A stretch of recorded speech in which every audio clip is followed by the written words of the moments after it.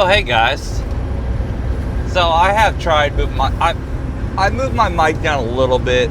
We'll see how well that helps with some things. But I don't edit. Like maybe if I was home or I wasn't having to run as hard. Well, especially home would be easy.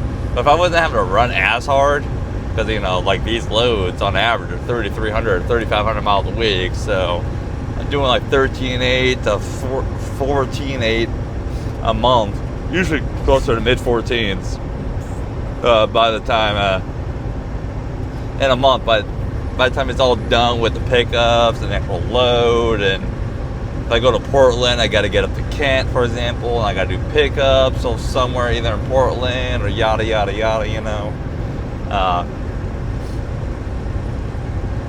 But now, of course, sorry, sneeze alert. Oh, fuck. I knew that. Gotta love it. That shit always happens at the worst time. Most inconvenient time. I don't know what Prime's doing in the left lane anymore. We were supposed to be in the left lane back when there was cones on the road and we were kind of on the shoulder, but that's not a thing. But what do I really want to talk about today is what most people get wrong about owning a truck, even lease purchase, owner-operator, whatever. It doesn't matter. It applies to both, right? Of course, no sneeze. Maybe. If it happens, it happens. I don't know what the fuck just crawled up my nose's ass, but it's there. Wow.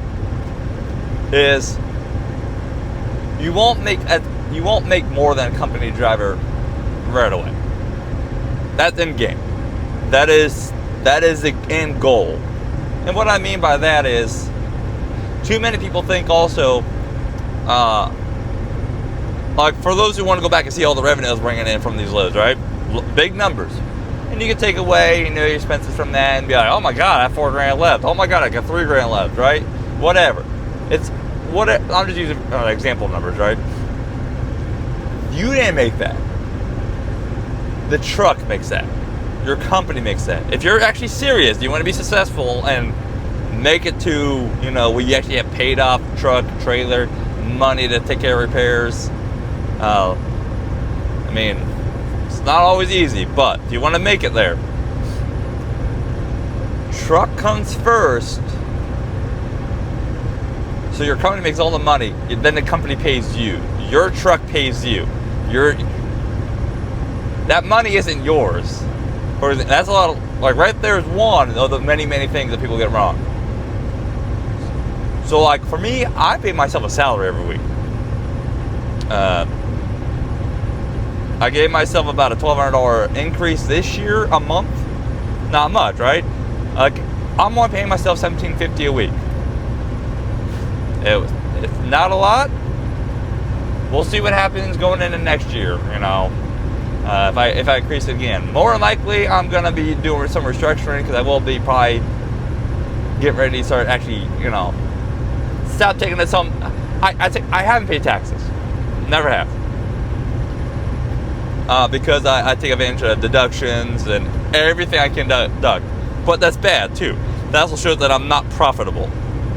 Well, also that means I'm also not paying anything and Social Security or there's all kinds of benefits. Like it's gonna make buying a house, for example, harder. So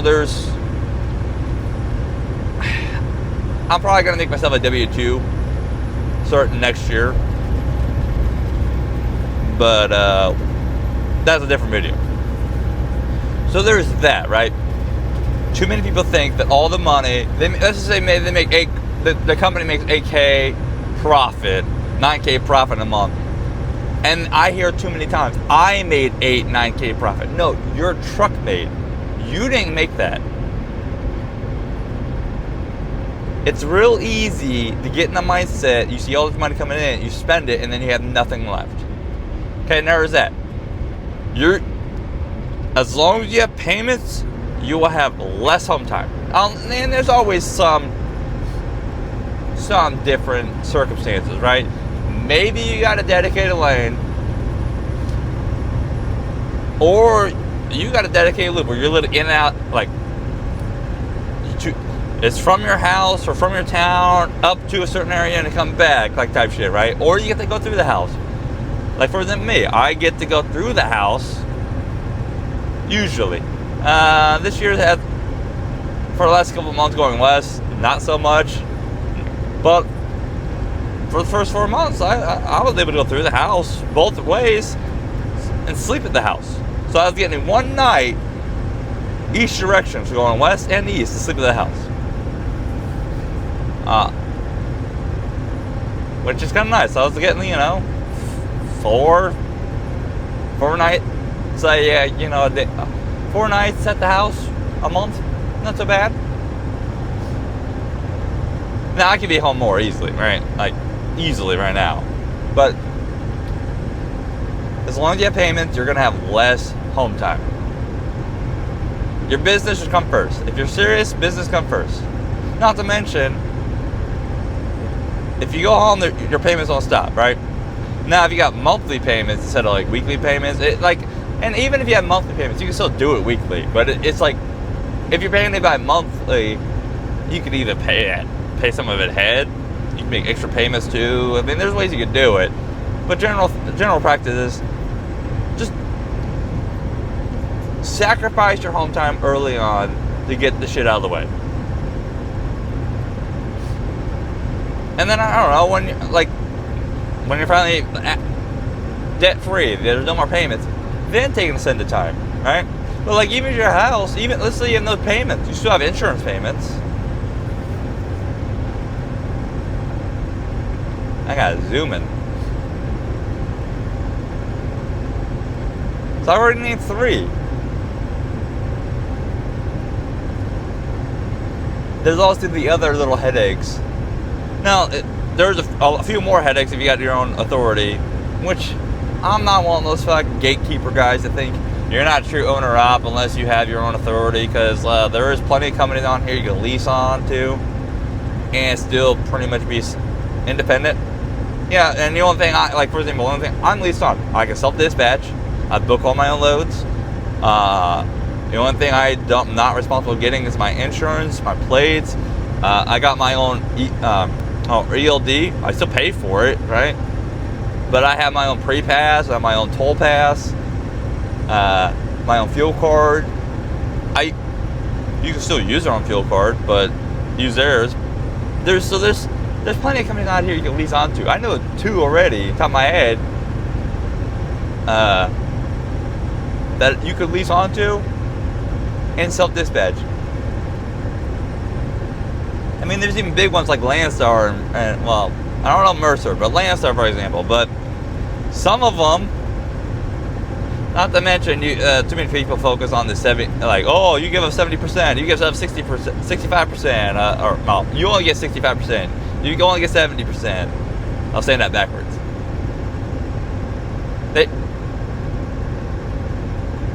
That depends on the numbers, though. So I mean, it's like contract per spot, for example. It depends on numbers. I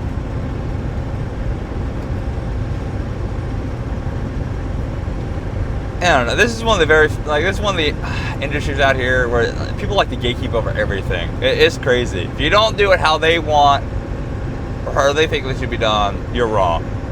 I drive a Volvo. You know how much shit I fucking get for having a Volvo, even though it's been reliable? And it's like, that's what I constantly tell people. I've had almost 0 mechanical problems. I've had a lot of wear and tear, but major mechanical problems? None.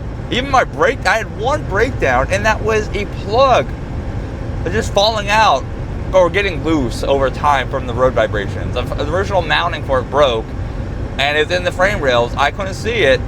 No, it was for the DEF system, right? But it was 1 day fix. I mean, it did affect my whole week, though, because I had a multi-stop load going from the, let's see if I remember, Wisconsin, Chicago area, going over to California. And I had a multi-drop load. And I assumed the worst. Luckily, I was going through my house. Thank God I was going through my house on that one, though. But hey, honest dealership too. There's I don't know, I got kind of lucky. But it doesn't matter what the fuck you drive, as long as it gets, my number one rule is be reliable and get good MPG. Those are two things, and I don't care what order you put them, that will kill you. It's all fun. I've had a fun truck before. I've had a truck that had, no, I didn't have it, but I drove it for a week, is what I'm saying. But I had a truck, white T880, it's like 350 something, like 356 rears, 600 horsepower, big Cummins. It was a big boy. It wasn't the efficient one. I took 40,000 pounds out of Phoenix of cheese heading up to Missouri. It took up 17, and I never dropped below 50 miles an hour. That thing would do 50 miles an hour, 1,700 RPM. Even at 75, 1,700 RPM. Like, it always screamed. I couldn't get below 1,500 without dropping below 50 miles an hour. So that was a fun truck, but I was lucky to get more than 5.5 MPG. But sure, it's fun. Like, that'd be a fun truck to do this shit with. And probably that thing with mid-roof, so probably had a topper, I could get like 6 MPG on that. Because it barely worked pulling the general freight. And it had a nice wheelbase too, it was a comfy ride. But I wouldn't want to pay for that. Well, it also didn't have an APU either, so that didn't help. That truck probably could have got 6 MPG average with an APU also, without a little hat on it. Your truck's reliability and your fuel mileage are the two things that will definitely kill you. I'll be honest, I got a low complaints on my fuel mileage, on which I knew my injector's starting to get weak, which they will be fixed. I just don't want to stop now and take care of them now when I'm getting ready to take care of a lot of things at once. That's how I do my maintenance, and it's obviously it works, is I do a lot of things in groups, and there's a big chunk of shit getting replaced next month. But I mean, I averaged 6.3 from January all the way to fucking May. Even when it started getting warmer, it didn't matter what I did, right? I guess, I mean, it was also pretty windy start of the year, like really windy, extra windy for some reason. That didn't help. But I got complacent because the fuel is cheap. I mean, my revenue is very consistent. So I didn't really have to worry about I don't know if worry about it's the right word, but I didn't really worry too much about getting an increase because my revenue is consistent enough. I can just deal with it until fuel prices started skyrocketing, and I was like, no, I need to change my mindset. So even my complacency hurt me. That's why I got the air dog. That fairing just flapping around. Cabin center. And it gave me a 0.8 increase. That's even with other things going on. I am almost certain I'll be close to 8s. I'm a 0.5 increase going east, but that's also because I have a lot more climbing to do, and when I head east, I don't go through Montana going west, for example. But when I do go east. So, but even going from 6.3 to 6.8 is still a big increase. But I bet you it goes up again here, coming out of the shop, because it's going to have new injectors, new fan clutch. Fan clutch is it's gone, so it's just running 100% all the time. But it's an easy job, and I could get it fixed under a load. Because some of these. Just finding a week that's a week where a load has a window to do it, and it's when you're doing LTO coast to coast shit, where for example I could have anywhere from 8 to 12 stops. It's just a little bit of a challenge. A little bit of a challenge.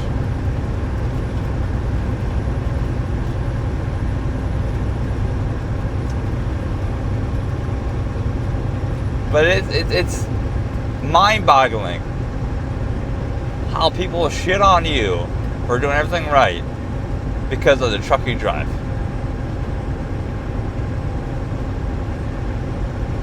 Now, if your truck was paid off and it's been paid off for years, and your fuel mileage it was kind of like 6, 5.5, 6, 6.5, but your truck payment's been no longer there. Hasn't been there for years, so you don't really care so much. That'd be one thing. That's another reason why fuel mileage and reliability hurt you. If you got payments, if your shit's in the shop all the fucking time, the banks don't care. Banks do not care.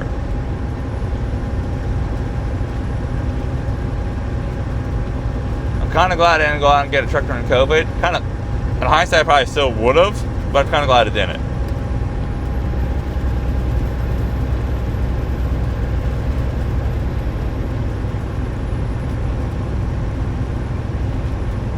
Not to mention, people just think they think they just come out here and it's going to be so easy to just get freight. Just so easy. I could go start an authority tomorrow, though. See, here's the thing: having connections is important, because I could literally start a brand new authority tomorrow and immediately have freight. Immediately. I'd just be doing what I'm doing right now.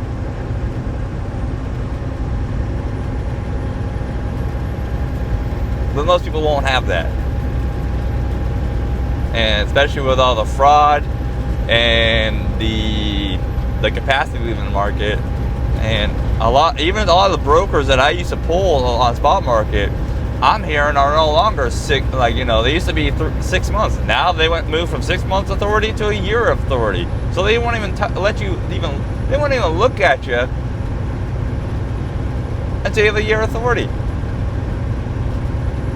Which, that's a long time. That's a long time. So what are you going to do for a year? What are you going to do for 6 months? And just because you're a brand new authority, which, yeah, you got TQL and C.H. Robinson, but TQL, for any fucking reason, even, they won't tell you, but any little reason will blacklist you, even from day one,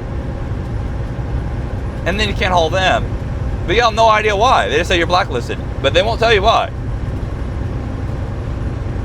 So it's not like, oh yeah, you're guaranteed to haul at least TQL and C.H. Robinson either. So really, sure, you can go get an authority and then lease onto another company and run under their numbers while yours ages.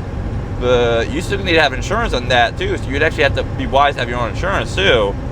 Because another thing that people don't tell you is your authority, if it has any insurance elapsed, everybody's going to treat it as a day one authority. So unless you have constant coverage of insurance on that authority, you're still day one.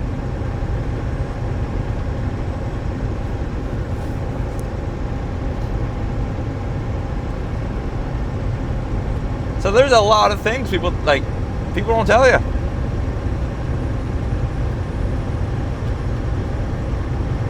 Most people think they have the mindset to be an owner out, and they don't. They just don't.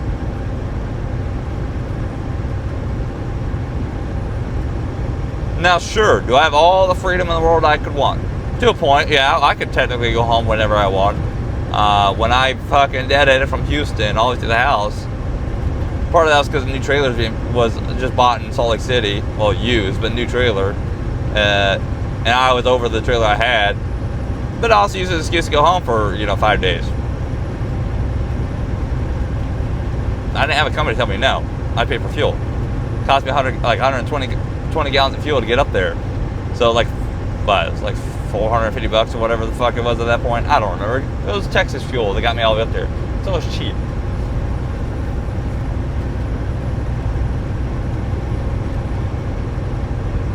I have a lot of flexibility right now that you won't have as a company driver.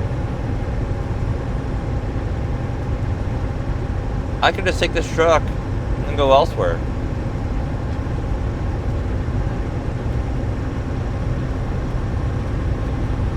Hell, I don't. It's just insane the amount of, honestly, people just running their fucking mouth.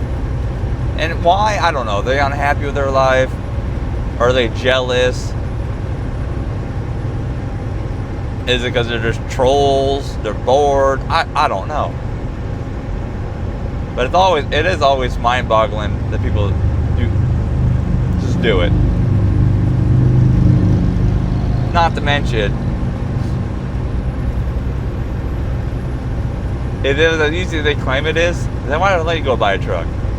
Oh, they don't have the money. So it's always an excuse too. Oh, they don't have the money. They don't have the credit. So go, well, it's plenty of lease purchases. And I'm generally now against lease purchases, but there is some out there that you have to actually hunt and do research, but there are still some out there that actually are legit.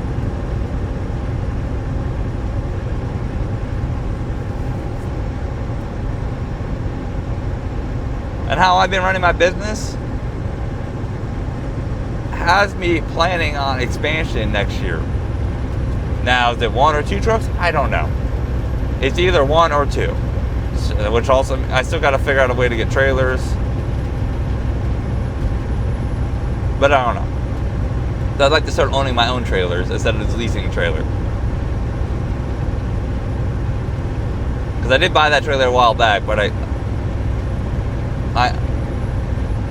got rid of it.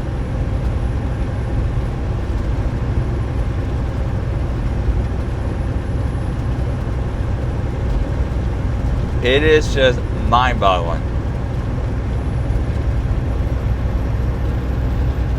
Maybe I should create a video of steps you need to do if you actually want to insure. Well, not really insure, because I can't guarantee it. Pretty much ensure the best chance of success. And yeah, you get always the basic ones like, oh yeah, just go have all this money. Like, if you have all this cash underneath you can easily do it, right? But like, one bad month, for example, you get $100 grand. A one bad month,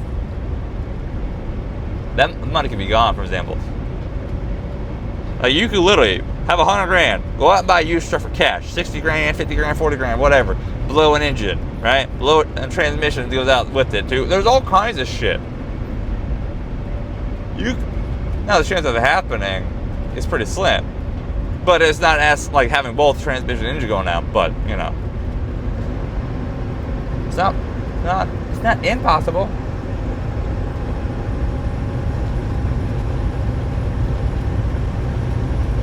But it is what it is. I'll catch you next time. You guys stay safe. Catch you next time. Bye.